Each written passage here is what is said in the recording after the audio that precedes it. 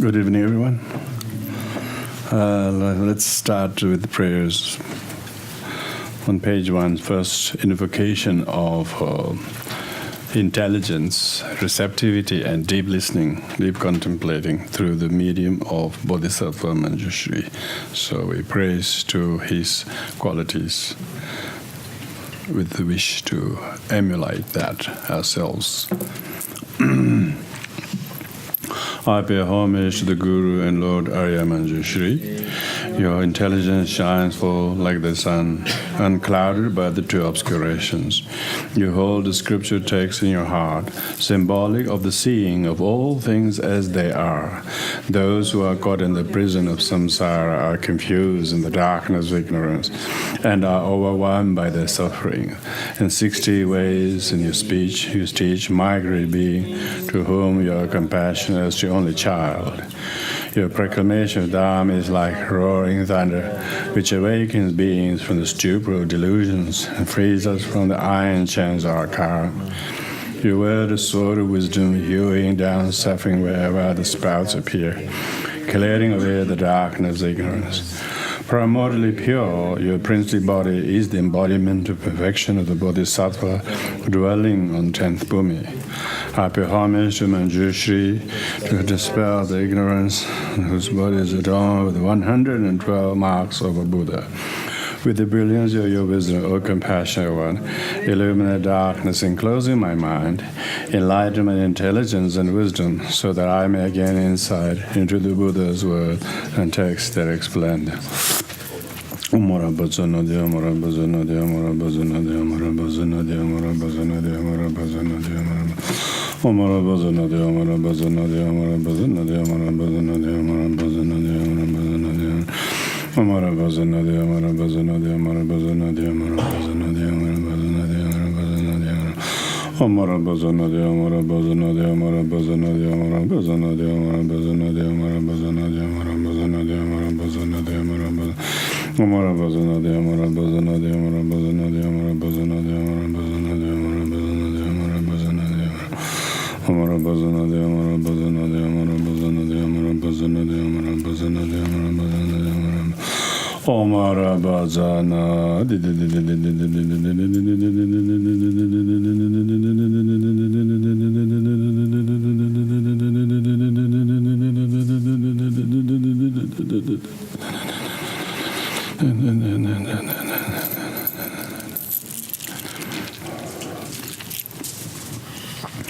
Now we do the refuge. As we do the refuge, we put our thoughts in what it constitutes refuge and try to feel and appreciate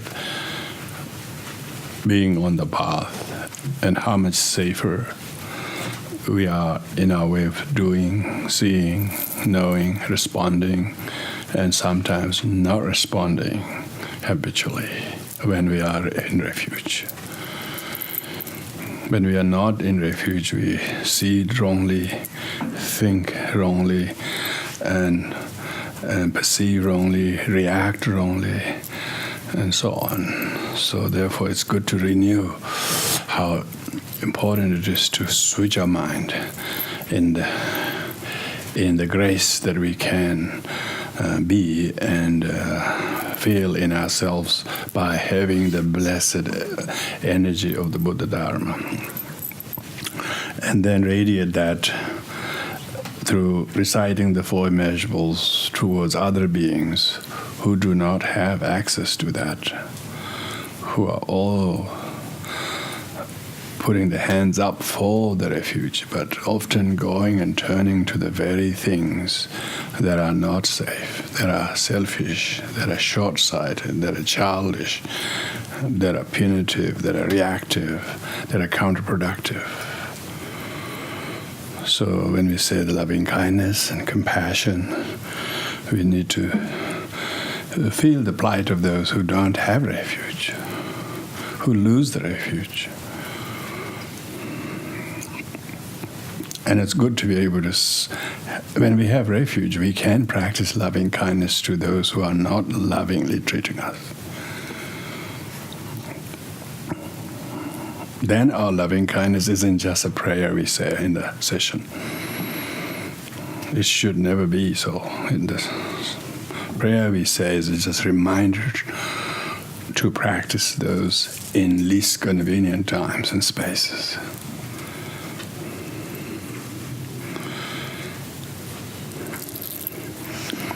In Buddha, Dharma, and Sangha, I take refuge until enlightenment reach. By merit of listening to this teaching, may I attain Buddhahood for the sake of all living beings. In Buddha, Dharma, and Sangha, I take refuge until enlightenment reach. By the merit of listening to these teachings, may I attain Buddhahood for the sake of all living beings. In Buddha, Dharma, and Sangha, I take refuge until enlightenment reach. By the merit of listening to this teaching, may I attain Buddhahood for the sake of all living beings. May all living beings have happiness and the cause of happiness. May all living beings be free from sorrow and the cause of sorrow. May all living beings not be separated from the bliss that is sorrowless. May all living beings live attachment and hatred towards their ones afar by living with equanimity. May all living beings have happiness and the cause of happiness. May all living beings be free from sorrow and the cause of sorrow. May all living beings not be separated from the bliss that is sorrowless. May all living beings live attachment and hatred towards their ones afar by living with equanimity. May all living beings have happiness and the cause of happiness. May all living beings be free from sorrow and the cause of sorrow. May all living beings not be separated from the bliss that is sorrowless. May all living beings live attachment, hatred towards their ones afar by living with equanimity. Tonight we'll do the Heart Sutra in Sanskrit. Should be there in your sleeves, page, unmarked page, Heart Sutra, but marked Heart Sutra, that's enough. Heart Sutra is in Sanskrit.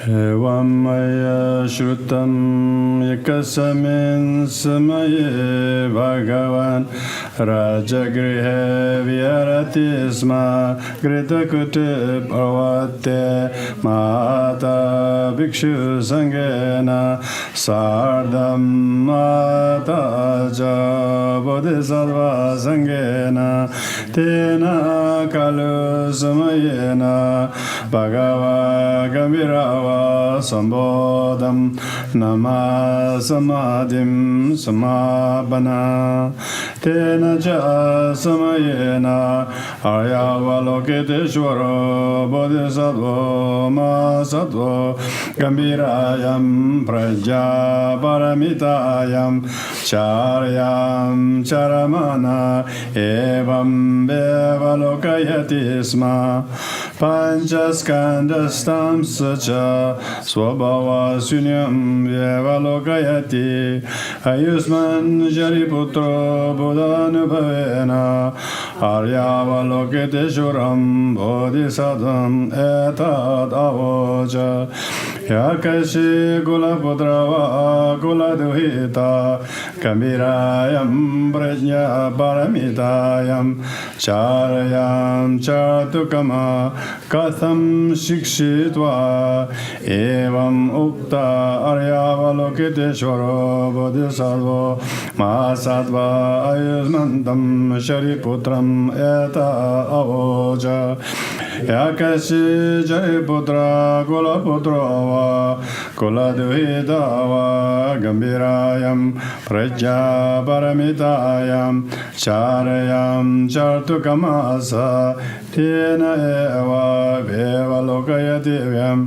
panchaskandastam saja swabhava shunyam samanupashyati sma iha shariputra rupam shunyata eva rupam rupanna aprita shunyataya na aprita rupam ya rupam sa shunyataya shunyata tat rupam evam eva vedana sanjana sanskara vijnanam iya shariputra savadharma shunyata lakshana anuppana aniruddha amala vimala anona paripurna tasma jariputra shunyadam narupam na vedana na sanjana na sanskara na vidyanyani na jakshu shrota grina jiva kaya manam sina rupam shabda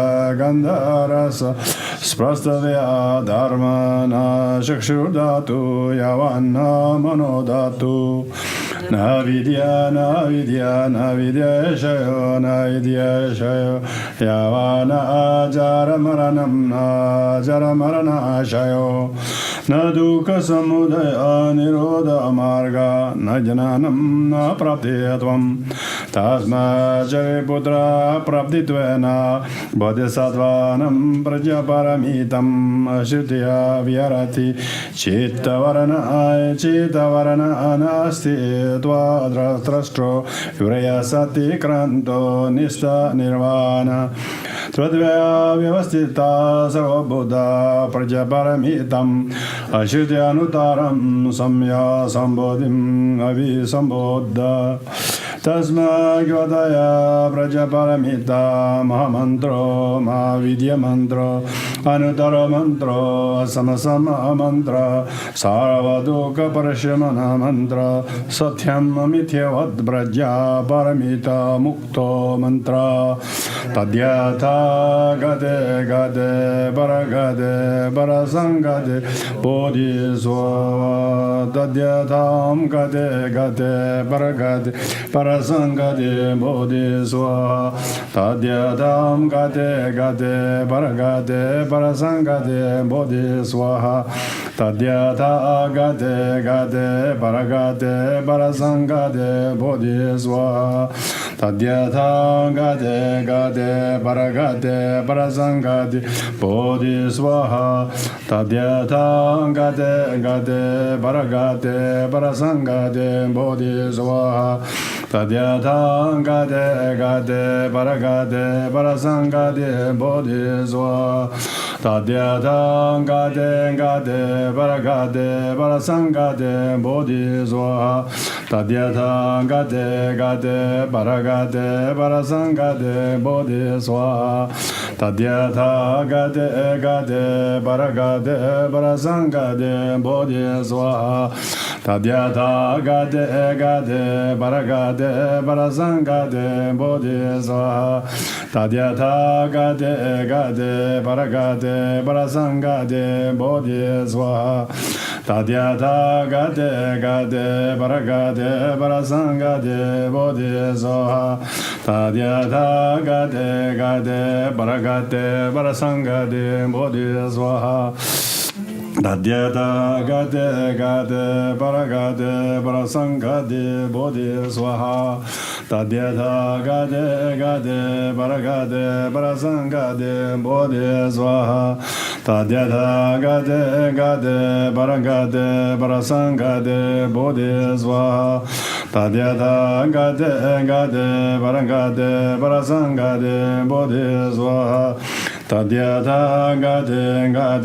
baragade barasangade bodhiswaha tadyata gade baragade barasangade bodhiswaha evam shariputra gambirayam prajaparamidayam charyayam shikshvatvam bodhisattvena yahu kalu bhagavan tasma samadhi vyutaryavalokete shvarasya bodhisattvasya sadhu karamadat sadhu kulaputra evam eta kulaputra evam eta gambirayam prajaparamidayam charyam chardvyam yadadvaya nirdishta namodatye tathagate arhatibe idam avojat Bhagavan Anandamana Ayushman Jariputra Aryalokete Shorascha Bodhisattva Sacha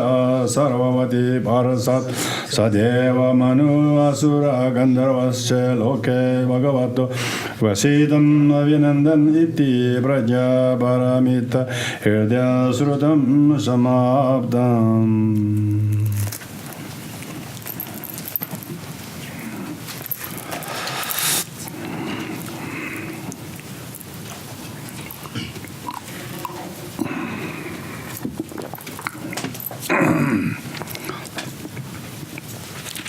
So we're going through writings of Dharmarakshita, a noted teacher of Atisha, either of Indonesia or of India, but nevertheless a very prominent figure, to be teacher of no other than Atisha, who himself is regarded as the second Buddha in Tibet.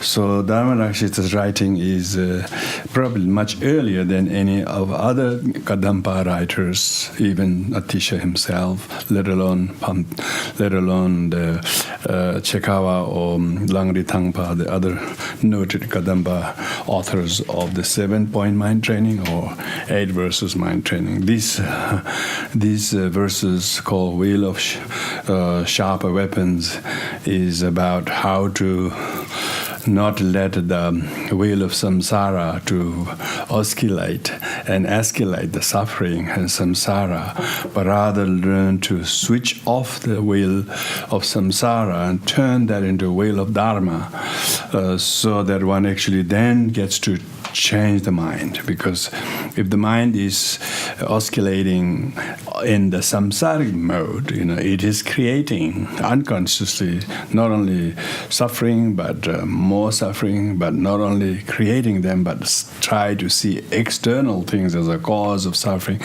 targeted to us, as we are more of like unfortunate victims of other people's unconscious wrongdoing. If one has a true understanding of Dharma, one will know that all root causes of sufferings are one's own selfishness, and afflictions are the very kind of foot soldiers of the real self-cherishing. So the Kadampa and Lojong teachings try to be meditative in witnessing the operation and how active the selfishness is. How selfishness is the root cause of all sufferings, and how to practice selflessness, since it's the root cause of all the Buddhahood. So even the Heart Sutra we just read is not just a philosophical statement, things are empty, but it's a behaviorally practice about how to practice selflessly. If you realize emptiness of self, so what if you can't practice selflessly? That's the really thing. If the mother of all the Buddha is realization of no self, then one has to mother sentient beings with that selflessness. If one is contradicting or one is reacting to any other sentient being as a cause of our suffering, we fail to realize the Lord sentient being. In Lojong practitioner, the Lord sentient being is more important than the Lord, the Buddha, or Lord even Triple Gem. Even Triple Gem is only Triple Gem if their effect makes us to teach and treat sentient being like precious to us. So their lives and well-being is more precious than that of ours. Yeah, then we have gem. Otherwise, what the point of gem? So that we can wear on our ears or something to make us look pretty. That's not the kind of gem we are talking about. It's talking about the gem with which we are able to treat others with loving kindness, with compassion, with selflessness in particular. Now, usually we are not so well predisposed to think like this. So therefore, this teaching is called Wheel of Sharp Weapons. We finished up till verse number 24 last week, so we now move on to from the paragraph 25 and 26. When I become weak with vile tumor or gout, I am bored doing virtue, but excited by vice.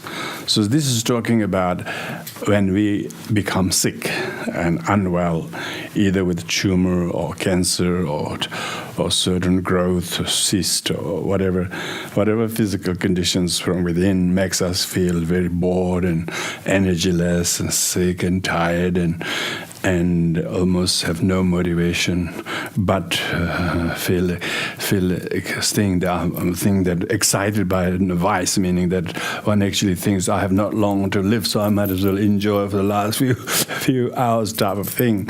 So the Dharmarakshita says that this is the will of evil karma.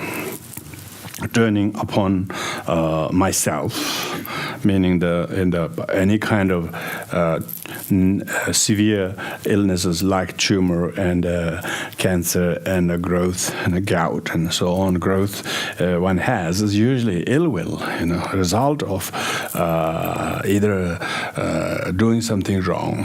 Here in this case it says due to unethical use of charity money. So any karma that we use, misuse money and charity in particular, that is meant for charity already is not meant to be used for oneself. So any unethical misappropriation use of that will bring upon karma with such a vile tumor and terrible illnesses. It doesn't mean you have to have these particular elements of illnesses, but what it's saying is that when even say someone else in your loving circle who goes through that, and we feel, what did he do to deserve this? He's such a nice person. Sure, in this life we are not saying he is not, but obviously there have been some, they say, the karma is turning back, result of having engaged in such unethical misuse of charity money. So it's not necessarily saying it is, but it is very, very, very possible. It is such misdeeds that one has created in the past as ripening. Because what happens is when people don't have the lojong in their mind, they become very, very stressed by the illness. They think they have the worst suffering. They don't realize others have no leg, no eyes, no ears, born maybe out of several children, except one or two. Most of them have a lot of physical disabilities. People have all unthinkable physical disabilities. Intellectual disabilities are born, and not just a tumor that developed only a few weeks ago or a few years ago even. Even that is not, in comparison to other people's unfortunate karma is not too bad. So this is saying that it's a result of unethical use of charity money is just one way of saying it is a result of one's own past karma. And so there are many other beings who have worse situation than we are going through. So instead of exacerbating the illness by anger and maybe negativity and self-loathing, which some of the illnesses are unnecessarily prolonged because of that. The kind of unhelpful thought and attitude about the illnesses, then they may be taking medication, they may be having all that, but still the illness is not improving or getting better, and instead getting worse. So that's usually the Lojong practitioner need to purify the very sickness they have, as all the karma I myself created, as well as anyone else who's creating this. May they all ripen on me. Remember, that's the Lojong. Try to take on the sufferings of others.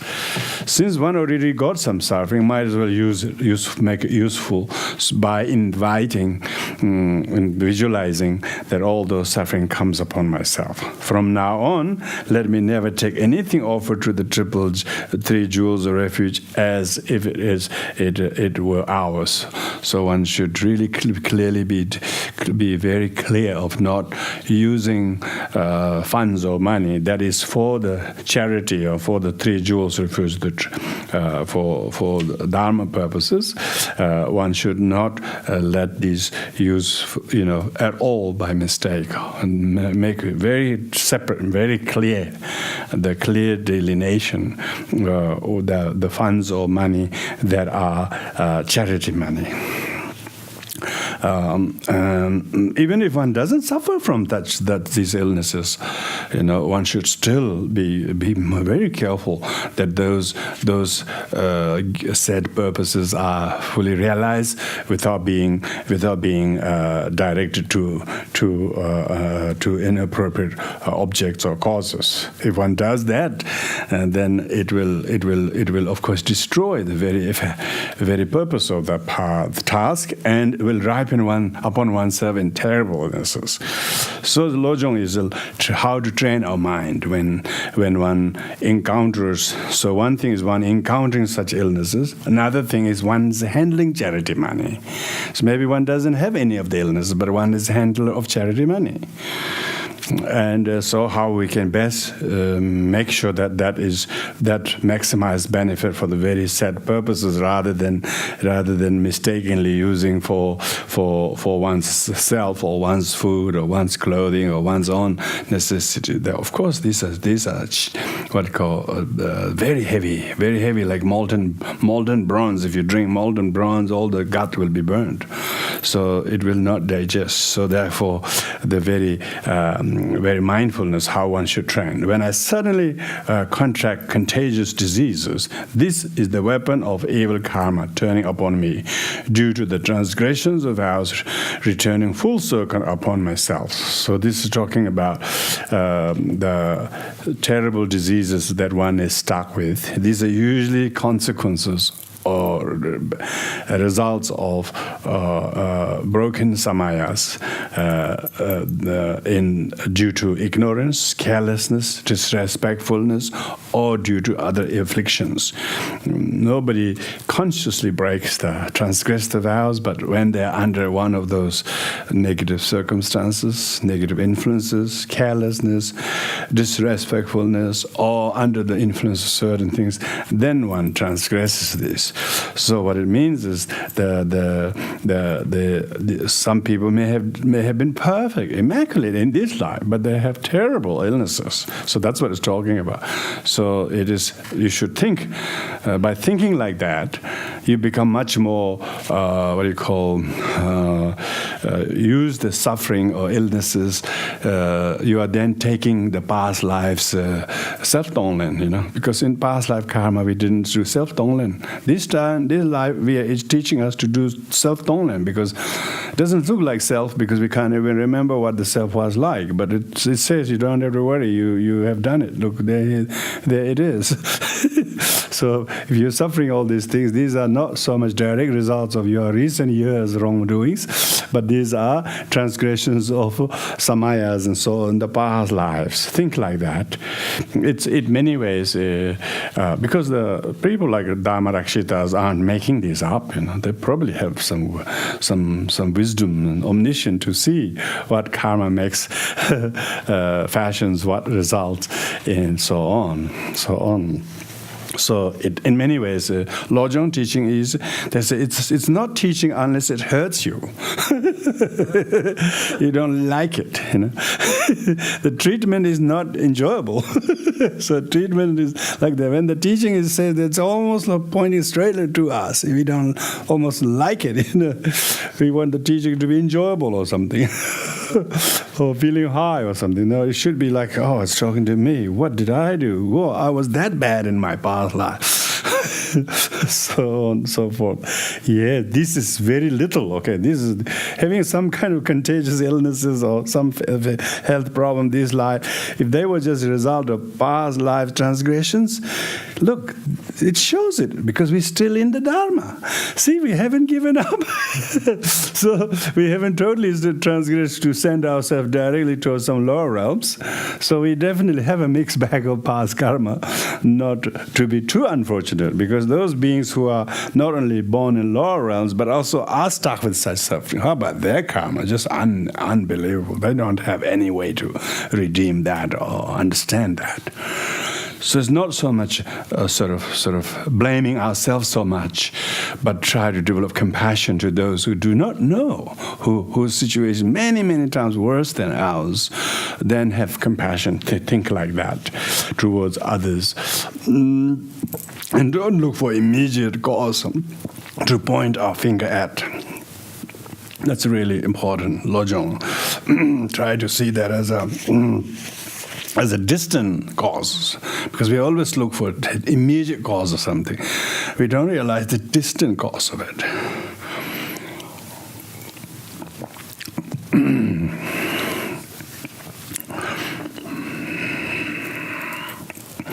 So that's about illness and illness, generally speaking, tumor and contagious disease, how to deal with a Lojong practitioner. Not just ourselves, with others as well, other people who are around in our life, what they're going through. Of course, we shouldn't be telling that, oh, you have transgressed the past life, that's you got this. I read that in the Dharmarakshita's text. I mean, of course, so it doesn't help them, It makes them even more angry by saying that. So unless those who have refuge, you can't be saying these things, Those who have refuge and understand a little bit of law of cause and effect, and then may be healthy to say these things, yeah.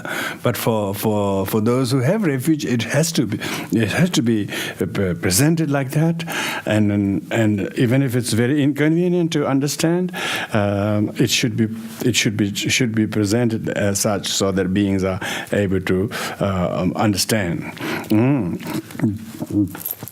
From now on, let me give up non-virtuous deeds. So that sentence goes with the 26, verse number 26. Let me give up non-virtuous deeds. So the whole idea is that unhappiness comes from non-virtuous deeds. Unhappiness doesn't come from other people's doing to us. They are just immediate conditions. They're just the messenger. They're just the postman. They're just the postman. And who sent is we ourselves, the self-sender. Remember when you go to India, you put your name, sender is you, and also this one you're sending to is yourself. But one who delivers is the postman. So all the people who are bringing these things to us, they're just messengers. When you think like that, then we're kinder to them. Oh, how can I do that to them?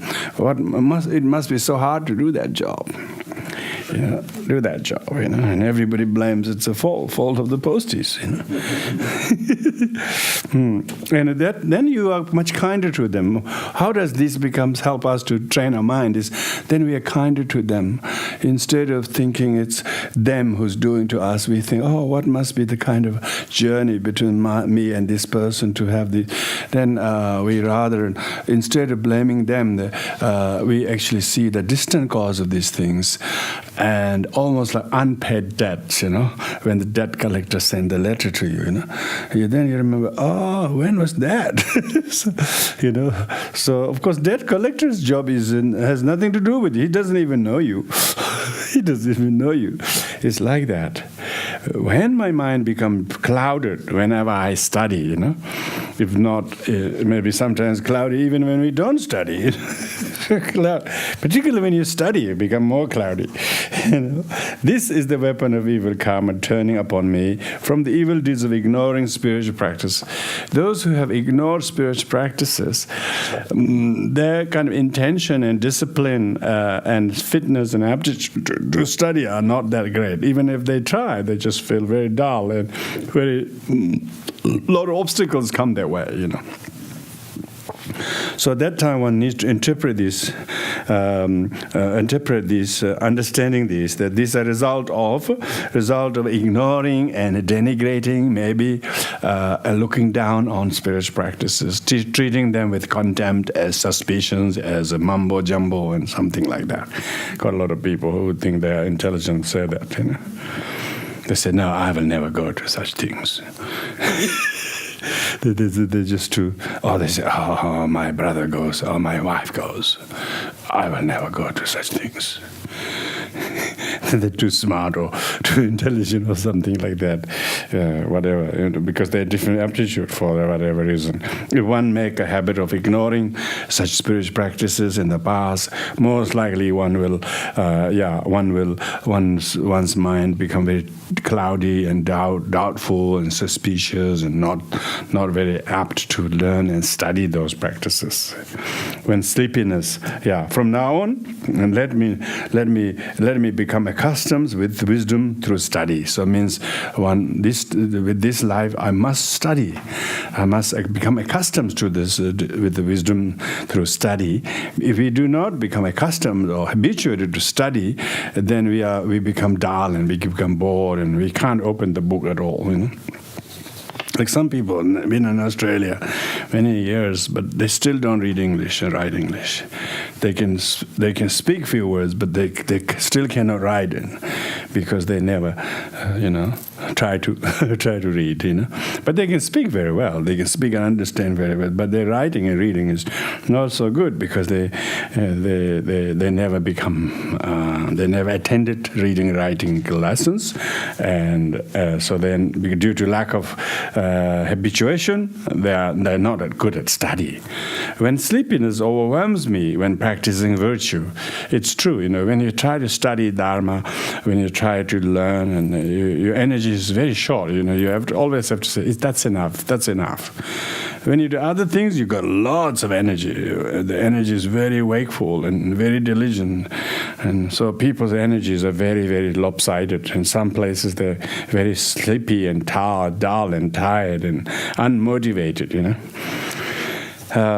This is the weapon of evil karma turning upon me from causing hindrance to our practice of sacred Dharma. So hindrance to other people's practice of Dharma. Not giving them freedom or cutting their time or quality of energy and not studying properly and just start a little bit and then not finishing.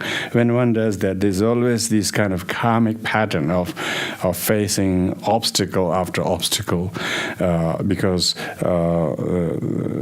whatever one is doing has a kind of either continuation of particular pattern that was created.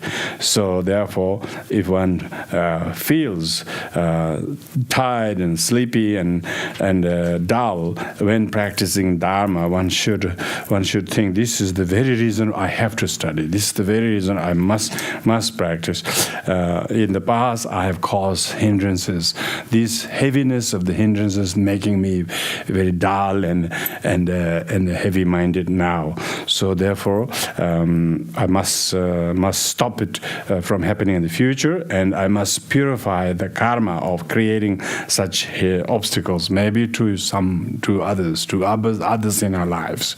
Then we are also subject to obstacles by other people. Because we create obstacles in the past, this time, other people don't have obstacles. They get really supportive, very supportive for a family and friends. They let you do. These are a result of good karma. We have not interrupted and caused hindrance to other people's study. Therefore, we don't suffer from a domineering person in one's life who doesn't allow us to study. Some people, unfortunately, do suffer that. Therefore, they couldn't do their actual family life, and their Dharma practice become almost like a fire and fuel. One burns the other. The two both couldn't work very well. Particularly where they themselves have no freedom. Somebody else minds your time, giving too much for the Dharma. And then one doesn't have say to be free from that.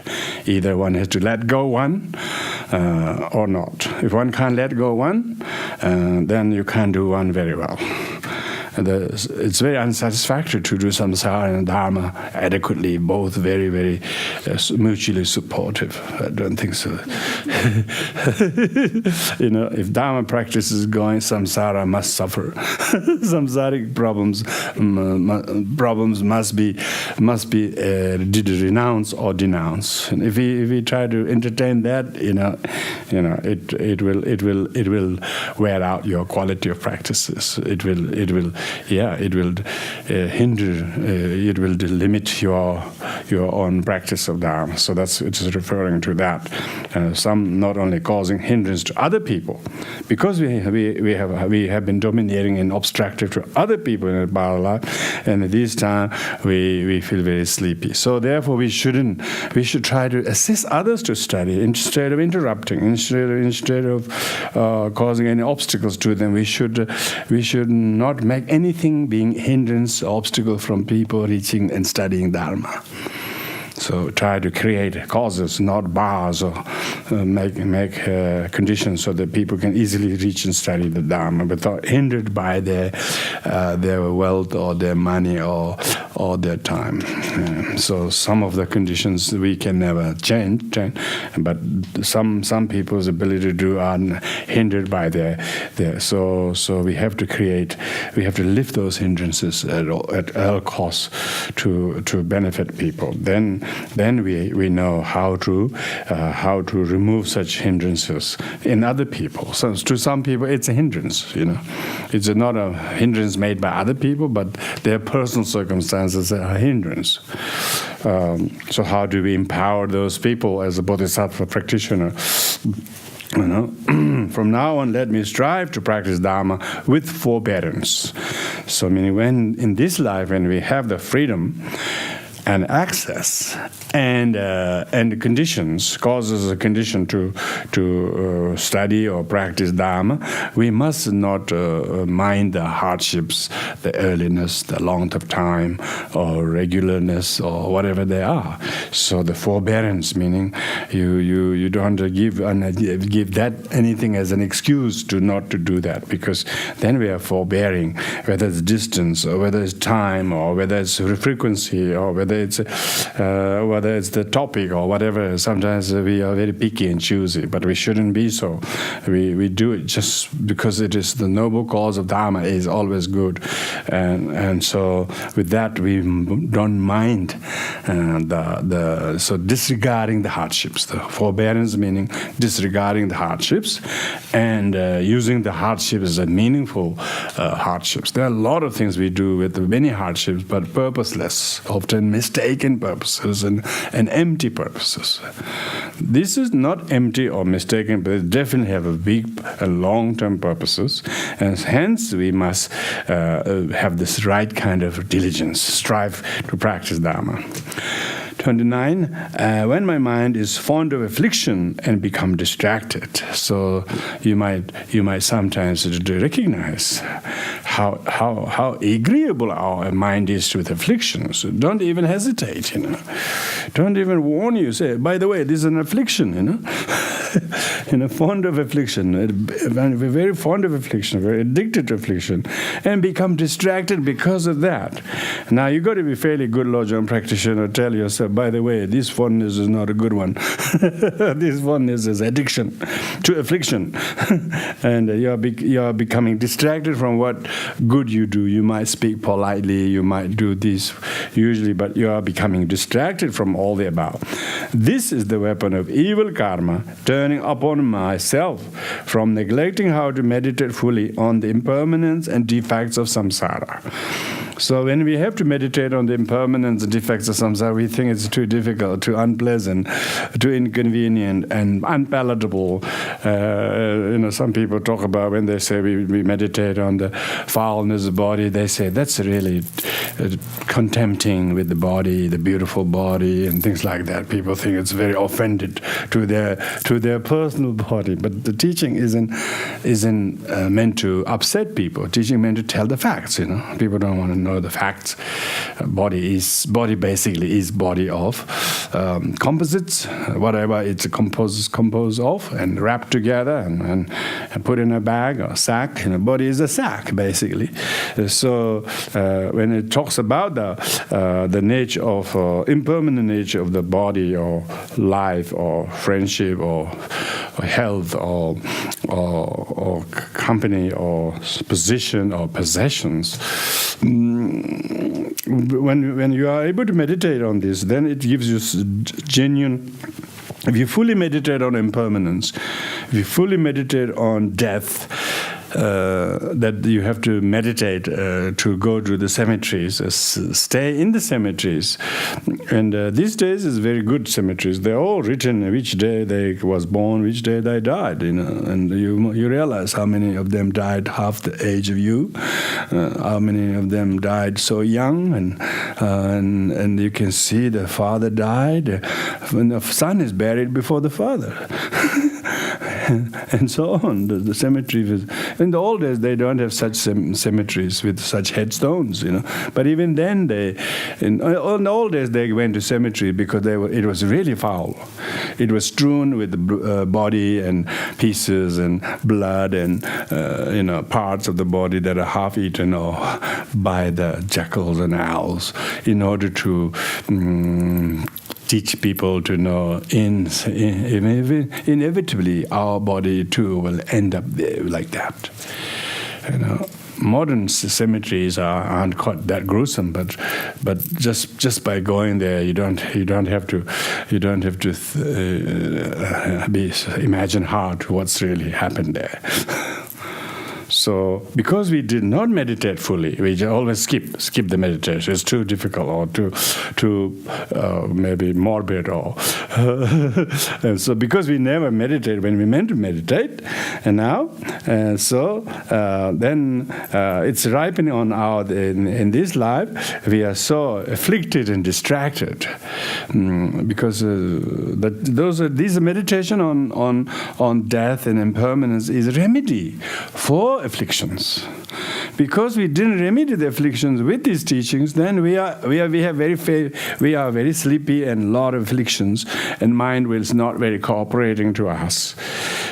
So Lojong practitioner, in his retreat, when he became afflicted and distracted, he thinks like that. Oh, that's because I never fully paid attention to the meditation on death and impermanence and fault of samsara and so on, each and every realms of existence. When they mention it, we just think it's too unnecessary, too unpleasant to think, but we don't really think, it is a subject I must bring it on to overcome my own aversion to this suffering. We don't, because we ignore the meditation doing fully, and tendency is we become very, very afflicted. So the Lojong practitioner actually knows. Dharmarakshita says that the reason we become so afflicted and distracted is because in the past we didn't fully meditate on the impermanence and death and defects of samsara, what they call shortcomings of samsara, or law of impermanence and the death and process of dying, the various stages of the dead body, how it decomposes in the first day, second day, third day, fourth day. They talk about the color and the smell and so on. Because those days I don't think they even buried them. They just threw them, because there weren't big cities. There was a lot of empty space to throw dead bodies. In many desolate countries, they do that dead body just like that. And if some places they have a formal way of feeding to the birds, so they, and somebody cuts them nicely, so they're so that all your guests has small pieces to eat easily. It's amazing how they do the sky burial, they call it in Tibet. Of course, they don't bury in sky, but the sky dwellers eat them. The sky dwellers, the birds who fly in the sky, fly down and eat them in no time. They just completely, whole place become very clean. See, usually we don't want to talk about it. We don't want to think about it. We find it's just so unpalatable to think, and let alone meditate, and for considerable time. And so Dharmarakshita says, unless you do this meditation, your afflictions and distractibility will not be remedied, because these are an antidote to those. Therefore, from now on, let me increase my renunciation from samsara. Renunciation from samsara. To renounce something, you got to know it very well. Because we don't want to know samsara. That's what Buddha said. Suffering must be understood. If we don't understand suffering, we don't understand samsara. If we don't understand samsara, we think samsara is pleasant. Samsara is some kind of preferable to have. and one doesn't have this sense of deep renunciation or disgust and towards the cause of samsara. Because one doesn't know the cause of samsara, one doesn't know why the effect is like that. And then instead of seeing the unpleasantness and undesirability of samsara, one actually desires samsara. We don't have any sufficient renunciation of samsara. See, so let me increase my renunciation. Means our renunciation is there, but very, very tiny. When we talk about it, we become a little teary or something. Otherwise, that's about it. We don't have quality meditation on samsara and suffering until you really develop this amazing stable renunciation, as if you have no taste for samsara. Samsara doesn't become palatable to you. Your renunciation makes yourself to renounce not only samsara but selfishness, not only selfishness but also nirvana. So you neither seek samsara, nor selfishness, nor nirvana even, because most beings are completely submerged in samsara, thinking it is what the very thing they want. So when all my affairs run into trouble and fall into ruin, when is a bit understatement, isn't it? It's all the time. It's like that most of the time. all my affairs run into trouble, and when things are starting to look good, things starting to sort of peak some good, all of a sudden it collapses. Trouble falling into ruin. This is the weapon of evil karma returning from me, upon me, from overlooking the law of cause and effect. The law of karma. So things are not going very well. It's not because people didn't cooperate or somebody put an obstacle to you, or we always so we think that somebody else created a problem. We always look at the near cause of the problems. We don't have any idea our own tricks, karma of our past karma doing. Even if somebody create obstacles, they will not affect us if we didn't have created distant causes. There are some things happen to you that is really difficult, but didn't trip you over. Why? Because this was just their obstacles. There wasn't anything terrible, bad karma that you created. Then even what they do doesn't have a really harmful effect on you, isn't it? Because it was caused by oneself, then even the causes and condition that it triggered them is not that great. It could bring huge consequences to the very person who is not able to own their own past karma, which is meaning that a Lojong practitioner should accept failures and crises and a disappointment, not as something to blame too, but this is a result of things that I must have myself consummated elsewhere. By thinking like that, what does it mean? You're taking responsibility, and you're not whinging and moaning and groaning about it, and hence it's over. See, that's what Lojong practitioner purifies. He's good at purifying his karma when they ripens, But when the people who have no Lojong training, they try to find out who is responsible for me to be in this situation. They waste the time, try to beat in the bush.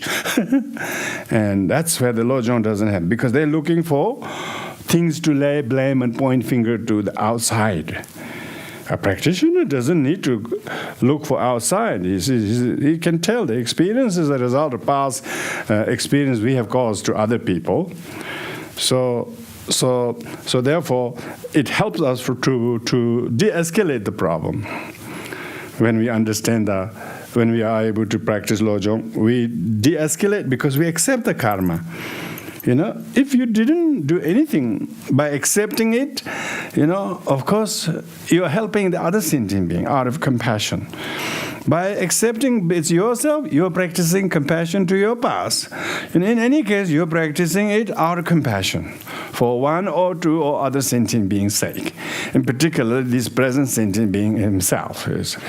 He felt adequately helped because this time he's really got a reliable friend, who says, let's do this, will we? Because we've done the wrong thing in the other previous times so many times. Let's try differently. Yes, let's try this. Since I got you with me, well, let's do that. Because normally you don't have a clear-headed person to discuss with. This time, this person is saying, let's take this because this is a result of past karma. I can tell it. And when your mind is very good and you can think like that, and straight away you exhaust the problem. Now what's the problem? There is no problem because you didn't make the problem into another problem. You actually accept it with humility. Maybe it is humiliating to the pride, but with the person who has humility, it doesn't humiliate you. It humbles you. It really humbles you. It actually makes a refuge work effectively. Because you have refuge, you have the safety to not react. You have the goodness in your side not to escalate that.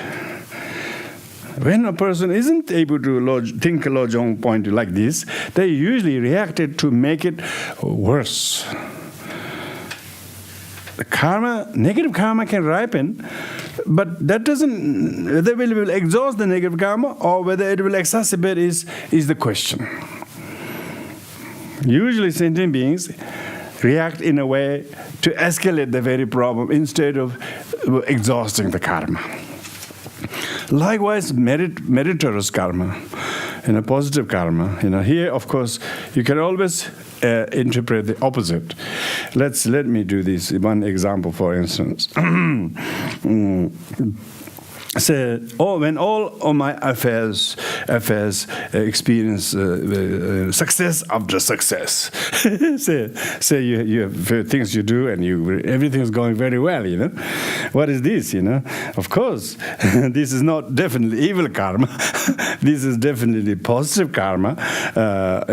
Rewarding us from doing good things in the past. But if you think a lojong practitioner wouldn't think like that because there's not a word for that. Here, it doesn't say even one sentence for that. It says, even when these things when things are running very well for you, of one after another, things going very well, lojong practitioner should think, if you become very, very happy and saying, I must have been very good. Look at me. I'm reaping all these good results of past lives. But you should think that if you're becoming a little bit sort of attached and becoming complacent and think that you're some genius, you don't have any negative karma ripening, that might be a plateau a little bit, and all of a sudden it will drop sharp. So even when things are going very well, one should see, this is very fortunate, but these things doesn't last long.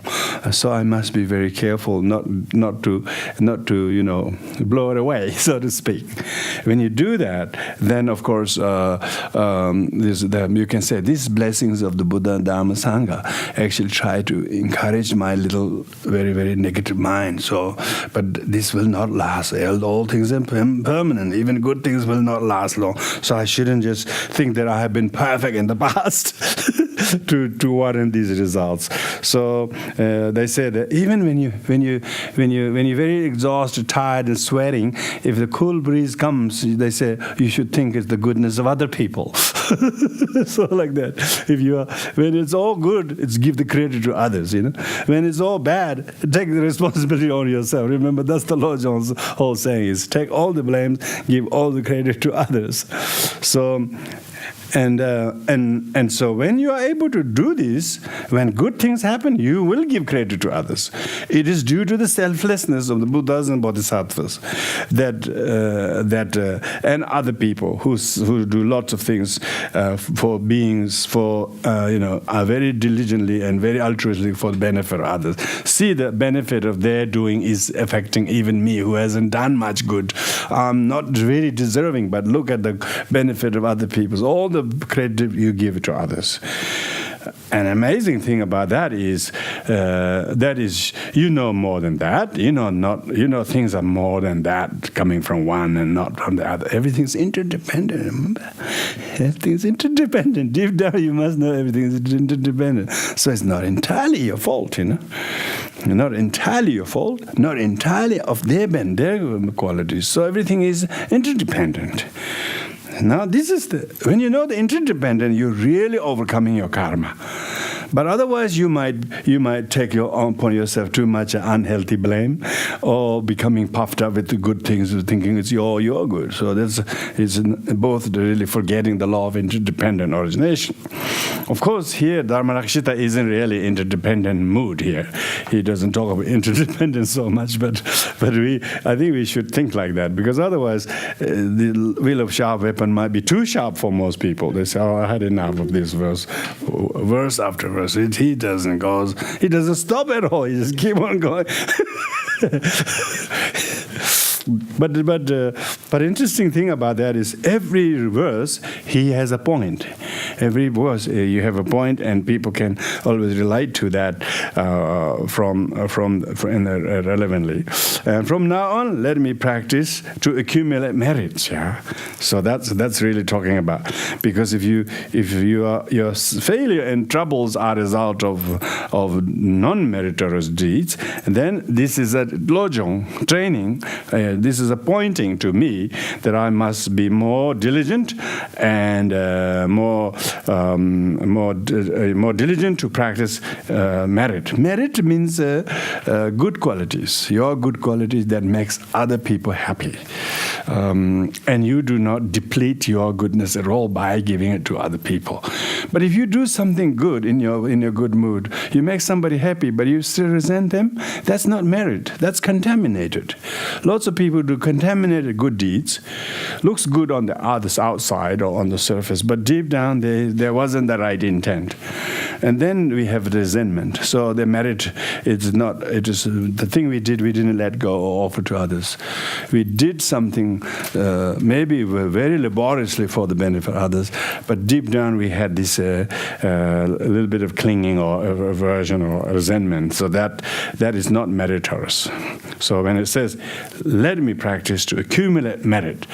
Accumulate merit are usually the good in the beginning. The intention has to be good. The good in the actualization, the method in which you employ the deeds through your body, speech, minds, and dedicating. If you have this, then it's not contaminated good deeds. It is meritorious deeds. Merit is virtue, but virtue cannot necessarily be merit unless it's dedicated. The virtue is dedicated, then it is merit. So the three good things are the intention, the actual action, and the conclusion of dedication. Then it is accumulated merit. So when we do practice like Dharma, it always ensures that, doesn't it? If we take refuge and say bodhicitta in the beginning, and when we try to attend to that thing what we're doing very mindfully and appropriately, then before we finish, we dedicate the merit. So then the merit is, dedicated means shared. It was so good for you that you would not keep it for yourself, but you share it to others. Then it becomes merit. Otherwise, it is good deeds, but undedicated good deeds becomes depletable by sudden regret or anger or anything. That when Shantideva says the virtue created over many eons will be destroyed by sudden loss of temper or hatred, he's referring to the undedicated merit. Dedicated merit, like that you have motivated, engaged in action, and dedicated and shared, then it is no longer depletable or destroyable by regret or other negativities. So when it says, let me practice accumulated merit, means not just doing good deeds, like people say, doing certain religious things are meritorious. Practicing loving kindness to sentient beings also meritorious. But each of those things we do in front of the shrine or in front of Lord Sentient Being, if the intention and the thing we do, and at the end we dedicate it, then become meritorious. Loving kindness meditation, for instance, towards sentient beings. Just firstly, right intention. Secondly, try to say it and do it and feel it and know it. And then at the end of the session, you dedicate all the merit. And then becomes accumulated merits. Otherwise, people do a lot of virtuous deeds. By social norm, or person is very civilized, or a person is very proper, or they may be doing all the accurate things, but they may cause regret or anger, and that could be completely destroyed by sudden loss of temper. So that's when it says, let me practice merit. When rites I perform prove to be ineffective, so when we say sometimes people do rituals, prayers, and they resort to various spiritual practices to allay their worldly difficulties.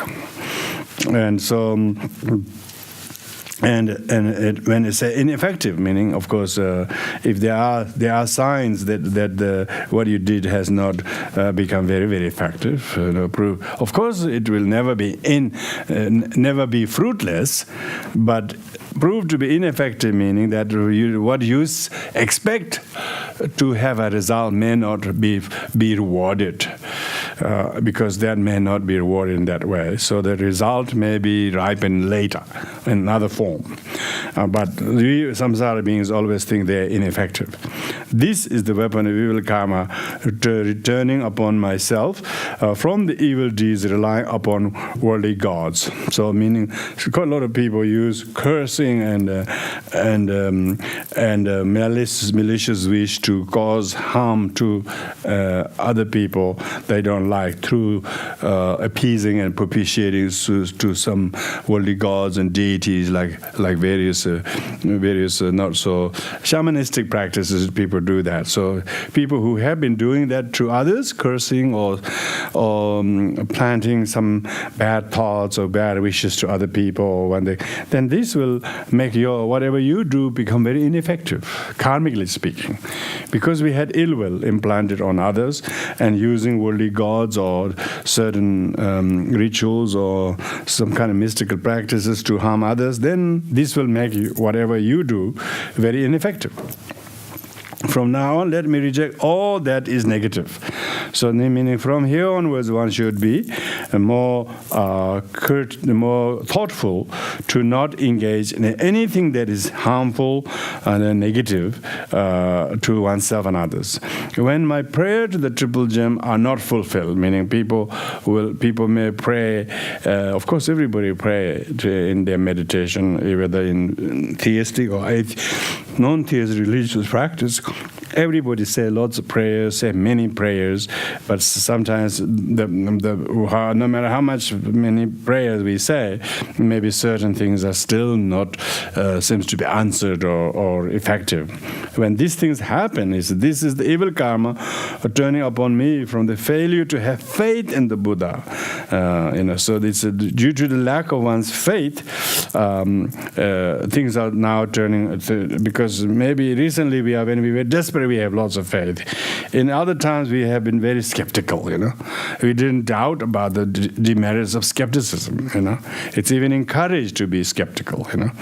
But if you have to stop being skeptical sometime, because if you keep listening to the skeptical mind, you will only leaning on to that demon, will never have any kind of sustainable faith and confidence in the law of karma. So that's why if there is a increasing skepticism that is in one's mind, then because of this over-reliance to the negativities and doubt and skepticism, and then even when we do say prayer, it won't be fulfilled. That's what we're talking about.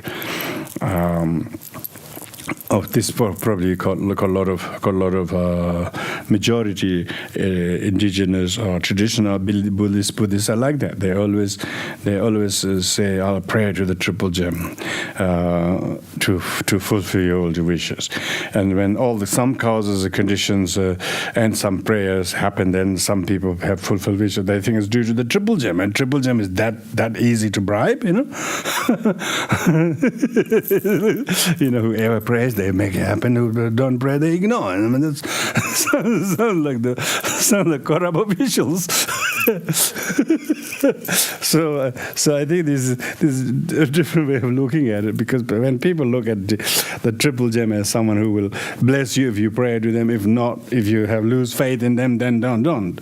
You know, some of these writings you can see the type of time people lived, you know, because that's the type of people's mind will quite easy to be frightened if you have no faith, and if you tell them you have faith, you be fulfilled, and then things like that. So sometimes the earliness of this literature, it's quite obvious, isn't it? It's like definitely pre-11th century, not the 21st century writings. But the 21st Buddhist scholars, I don't think will write like this. But it will not like this. But nevertheless, you can. The writings actually can tell from the in dating of the writing can tell what kind of mentality that was there in people. They actually always put faith in the out there, you know. So they're Buddhists, but they're still theistic in a sense. They believe in the power of the Buddha to answer your wishes and so on. That shows there was quite a big majority who was just like that kind of blind faith. Culture Buddhists would go very well with this, you know. This yeah. Are people writing new material that's not more relevant but more accessible nowadays? Is it evolving? Is the philosophy evolving with time? I think it is. But those who are orthodox, those who are liberal-minded, you know. So in Buddhism, even in the 4th century, it divided into two groups, you know.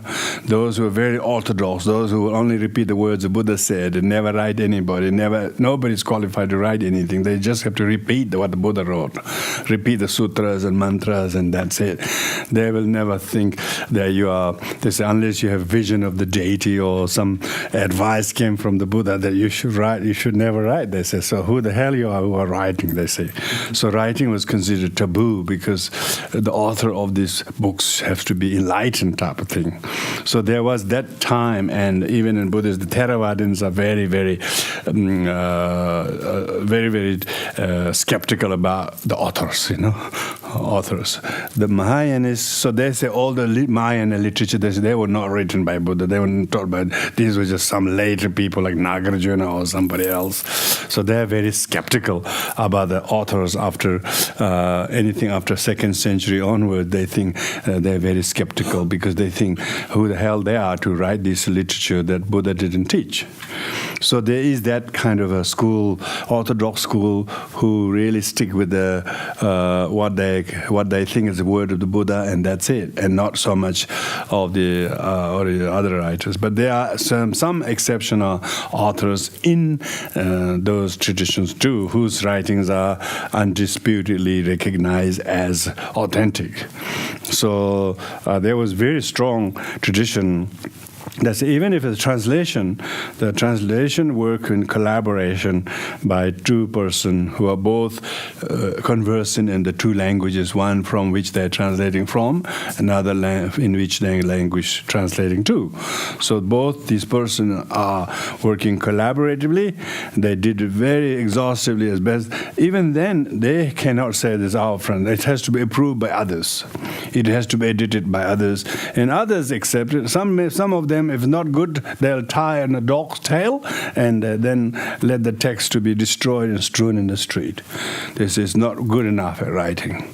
So there was a very strong kind of a dissuasion from people writing too easily, quickly. But nowadays, there are authors. There are some even non-Buddhist authors, like Church, that English Sir Arnold, is it? He wrote a book called Light of Asia.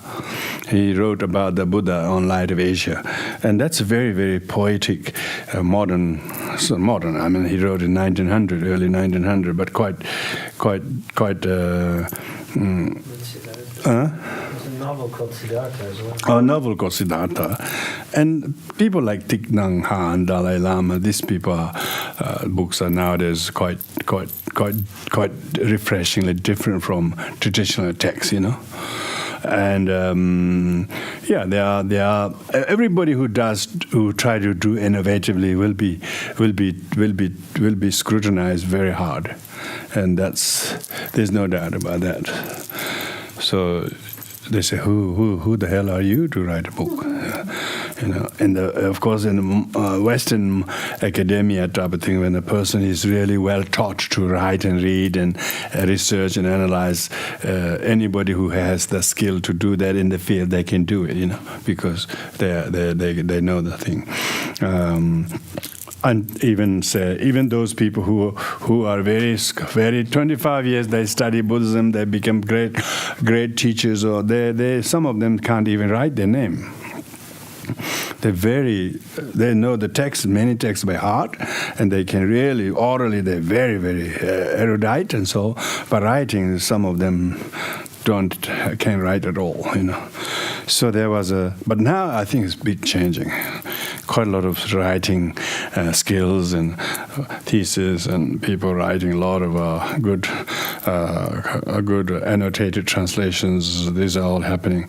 But prayers and praises and things like that will slowly. Yeah, like in Tibetan, we don't have any secular writings. It's all religious writings. And now there's a big outcry saying they don't have any lay literature and any secular literature whatsoever. Everything is very religious writing, all about eulogies, praises, and prayers and rituals, ceremonies, and legends, and hagiographies and stories. So yeah. Do you mean like fiction? There's no fiction. There's no fiction, yeah. No fiction. Wow, they think it's a waste of time to write fiction. Nowadays, they have quite a few legends, like Ramayana and Mahabharata in India. You know, in Tibet they have a lot of Buddhist kind of legends.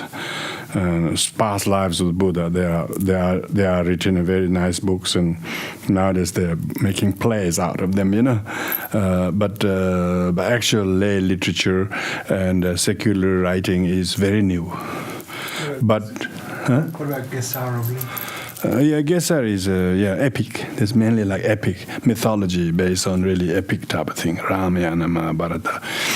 But there is a little bit of more literature, more literacy, because literacy was very low. Even among the monastic, it was they all can read, but how many can write is very questionable. Grammar very poor. But nowadays people are studying on many different levels, like in schools and then high schools and colleges, universities, even in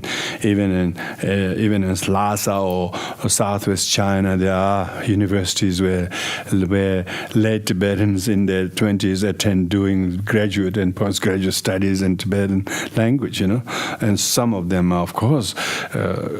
They're just like young university students in their own language. They want to write what everybody would write as a young university student, not just all wanted interest religious things. So there is a surge of lay secular literature, and some of them are writing a little bit skeptically about this kind of texts or religious ideas because they're largely influenced by communism as well as the overall overall kind of an increase of their literacy. Yeah, because literacy, and when you have to write assignment, you have to do a lot of research. You have to write originally your own research. You can't just copy. If you do, you won't be passed. So lack of literacy probably has a lot to do with. So from now on, let me rely upon the triple gem alone. So it's talking about how devotional, how a devotional-minded Dharmarakshita is. When conceptions, polio, or strokes have me crippled.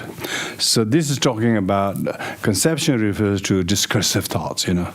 People who are really difficult with the mind. Mind is just drives them crazy, Or polios or strokes. Of course, they definitely think it's to do with your mind that you have the strokes. Strokes is a modern translation because some people have translated it as a possession. They translate the word stroke as possessions because earlier Tibetans always thought the strokes were caused by spirit possessions, and they thought the spirit possession were caused by one's own desire, hatred, ignorance, attracting those kind of spirits, and then like spirits attract like spirits, and then you get possessed, and they possess you. The stroke is we call obscuration. The Tibetan word for strokes is tip. Tip means obscuration. You're obscured. Some kind of. So when they say what's a tip, what is obscuration? Obscuration of spirits. Male spirits, female spirits, naga spirits, and dual combination spirits and triple combination spirits. So there are 5 types of spirits. And if you have a lot of male against you, or females against you, or nagas against you, or whatever you did that displeased them, you're likely to attract the spirits from relevant beings.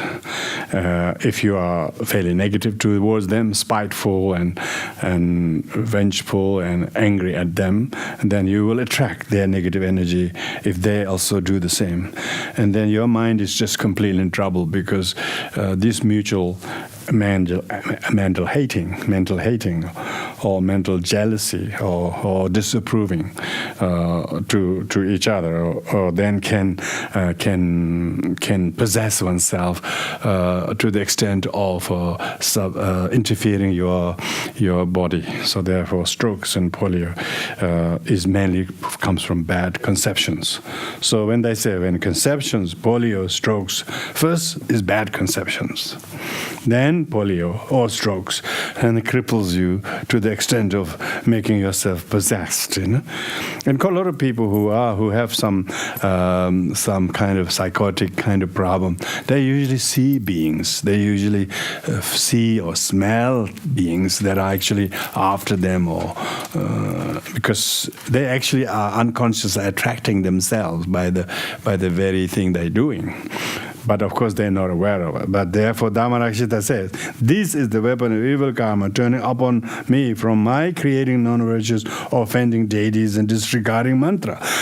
So he's saying that creating non-virtues, offending deities, because if one is doing some certain, like they say, when you go in the temple, you should take shoes off, you shouldn't smoke, you shouldn't have been drinking before you go to the temple. They say if you do, you will offend the deities, symbolic deities. So some of the deities are very, very, very, very offendable.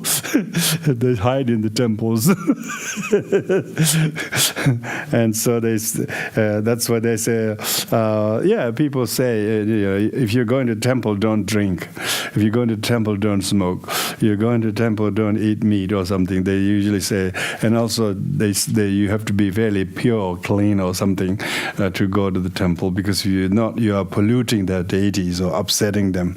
They're very sensitive. So they always, lay people, when they go to temple in Lhasa or Tibet, they all carry their little own incense burners, They carry this little incense burner, and they have juniper seeds and a lot of sort of high mountain kind of juniper seeds, crushed seeds. They put them on the fire. Everybody coming into your room bring all this smoking, They all this, smoke. They bring this, like Aboriginal, they bring the smoke in the room. Like they're saying, I have no impurity. Actually, I came to offer you good smell.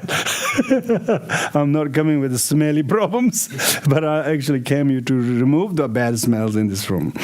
Sang, they call sang means to clear away the energy. So what they're saying is, and some people do every month. They do a sang. They do a cleanse the smoke ritual. They make the smoke ritual to appease some of the sensitive family gods or house gods or certain gods are very, very sensitive. So, worldly practice then? It's a worldly practice. It is a worldly practice, but most people are worldly. Yeah, very, very worldly. Yeah. Actually, you wouldn't believe most people are very worldly, even though they're very spiritually minded. They become very, very worldly.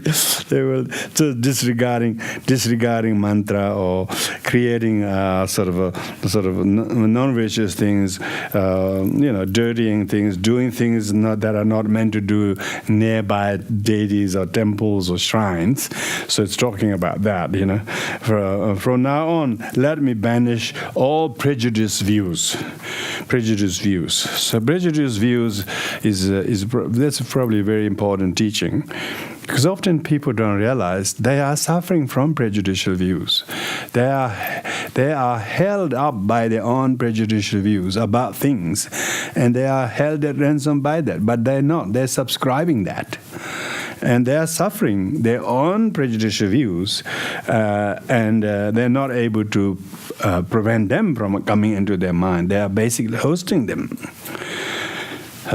So those who practice will make sure that these things are not even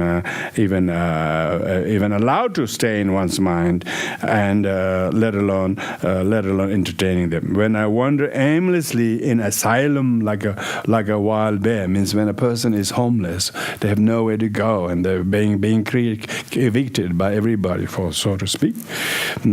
Wander aimlessly in asylum, meaning not just political, but maybe whatever emotional or karmic or financial or social or legal or whatever. Some people can't really stay in one place, because when they do, they have problems. So they have to always on the run, basically. That's what talking about. All people always on the run. They really call a lot of people always on the run. Not just some people, but they just are so unsettled, and they could never tell themselves, let's stay here. Let's just make peace with this place, and from now on, that's it. As soon as they start to get settled, they get really, really restless, and they really start losing faith.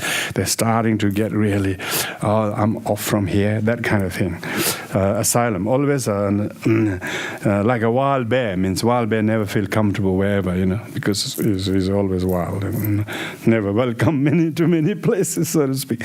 This is the weapon of evil karma, returning upon myself from engaging in activities that usurps gurus and others. So meaning when you try to, this meaning any karma we have tried to unseat other people, to backstab somebody, whether in politics or whatever. Of course, this has karmic consequences.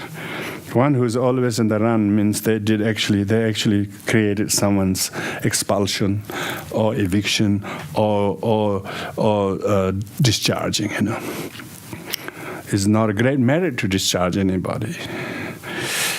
So when one who's always on the run usually means one has done similar things.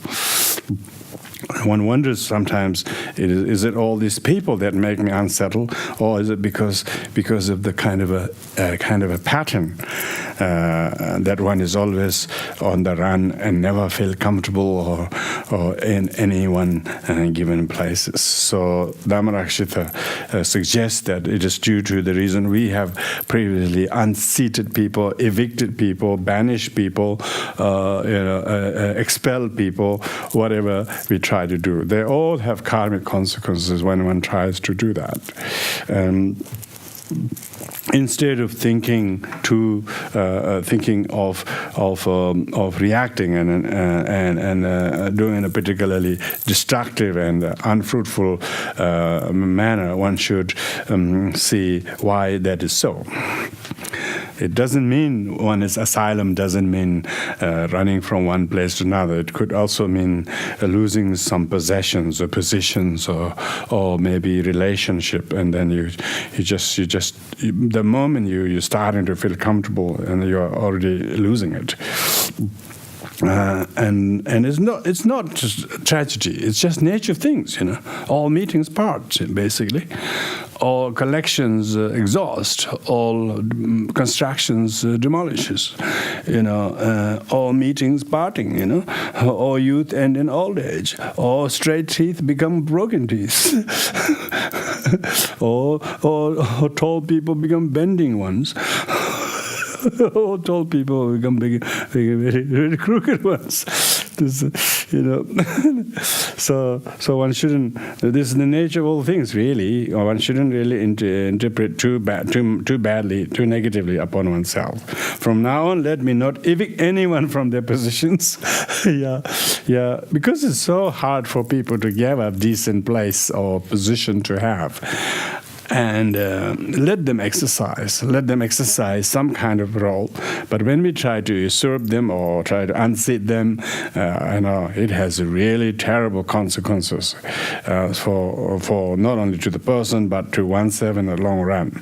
When the crops are plagued, so crops are plagued by drought and hailstorm. So of course here it's referring to, in those days, even Dharmarakshita mainly, he never talks about when there is a stock market crash. He doesn't say that, because those days people were always looking in the field. That's all there was. In some majority of villages' life, it's still like that. People's life really depended on the crops, not on the stock market.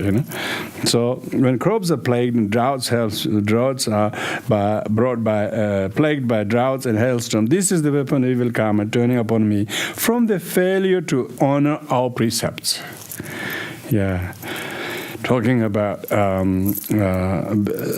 transgression of one's precepts makes oneself, even if you're reborn as a very wealthy farmer, you will have all your crops being destroyed by natural disaster again and again. So, of course, it looks like you invest a lot of your hard work, labor, and a couple of months of backbreaking work, but when sudden part of the nature destroys one hailstorm a night, for 3 months of cultivation could be destroyed, isn't it?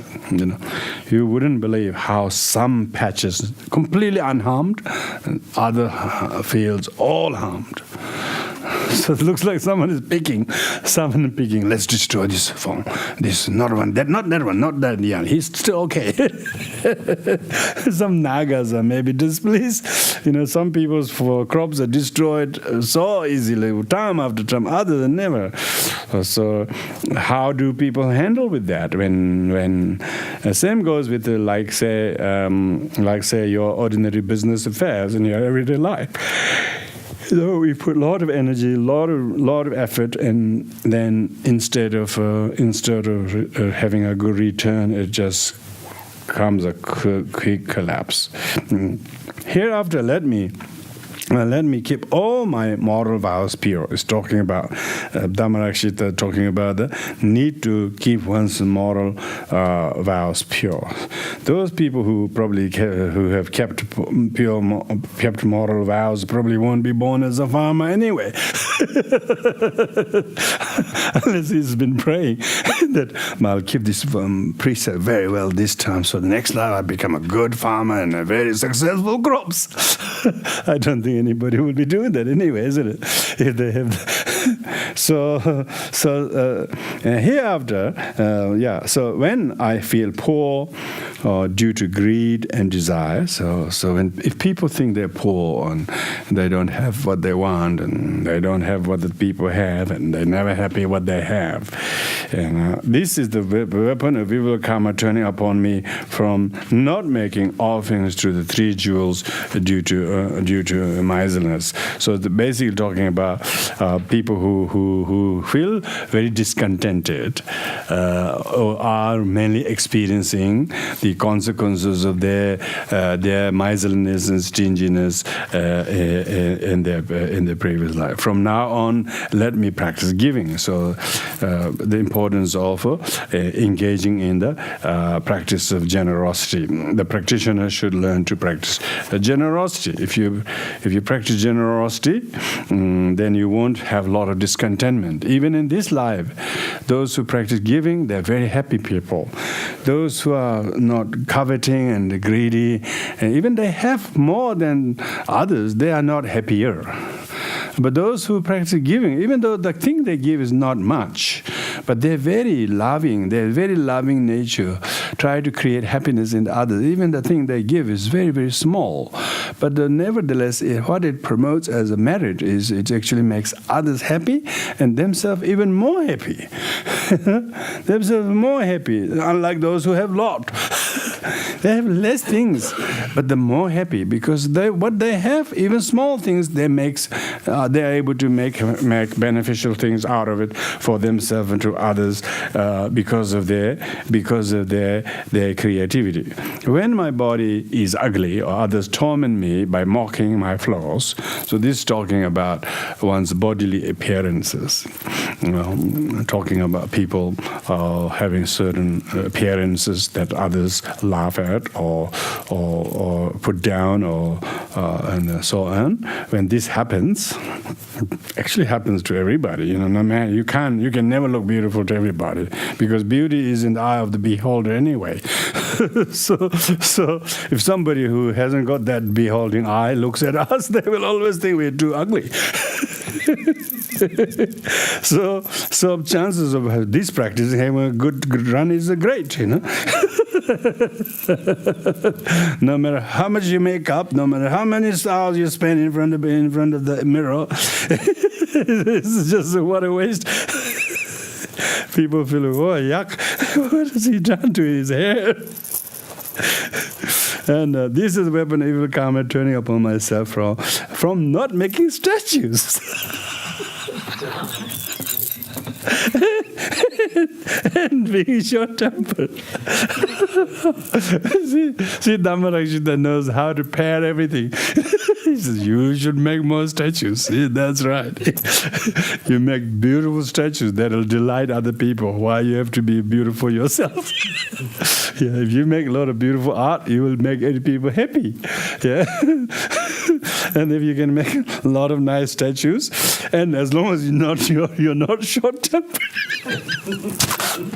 But most statue makers are very short-tempered. Because everything has to be just right, you see. The temperature, I remember watching this goldsmith, he's just a hot goldsmith, So they try to make the gold on bronze. They have to actually melt the gold in mercury, And the metal has to be burnt in the fire as well. So you have to apply in the right time. He always needed really a few very reliable helpers. He's very picky, Yes, it's difficult to be a good statue maker who's calm and cool, Yes, he said that both of these is a very difficult thing to do. No wonder why people are born ugly.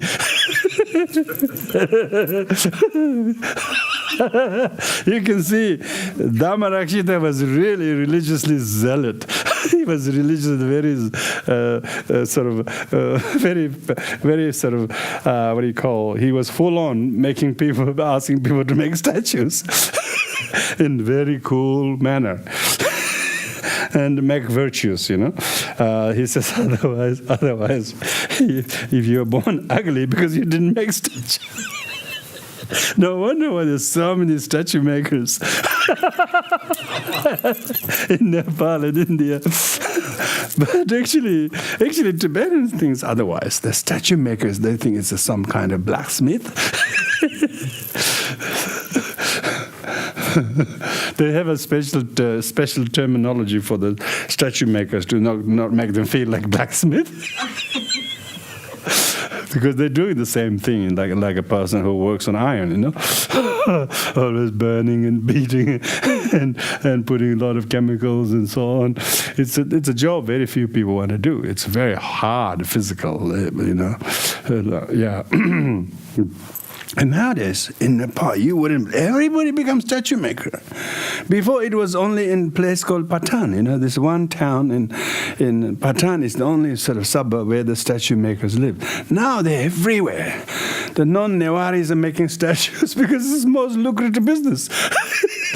Because lots of people are reading these kind of texts, including in Australia. You see, the literature is very influential. Literature it is making people to make more statues and calm, and so that they be born beautiful next life. Yes. Why learn how to be a beautician when you can make statues?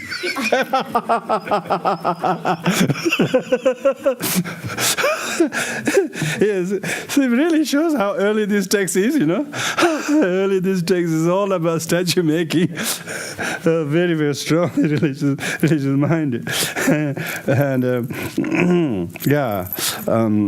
This is a weapon of evil karma turning upon man from being spoiled due to unruly and improper conduct. From now on, let me uproot self and other discrimination. This is talking about discrimination between oneself and others. So engaging in self and others means usually we are very about you and me. Hardly people think about us together. So separated from each other. Self and other discrimination, meaning very biased against others, biased towards one's and one's friends.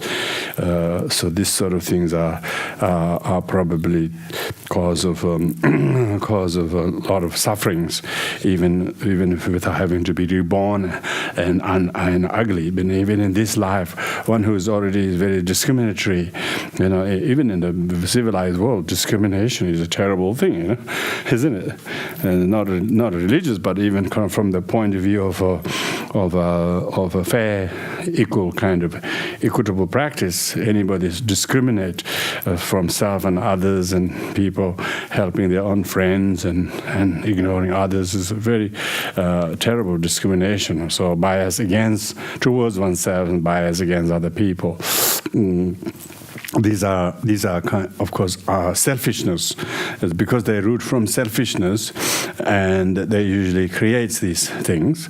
And selfishness looks very ugly, and selflessness looks very beautiful. Basically, anybody who does selfless things, it touches and inspires others. Even if somebody is very, very knowledgeable in things, but when he's really selfish, it doesn't look good. So exactly what the ugly and ugliness and selfishness is pretty much, one is a cause, another is the result. So here one therefore plans the mindfulness not to be self-centered and discriminatory against others. So we'll stop there tonight.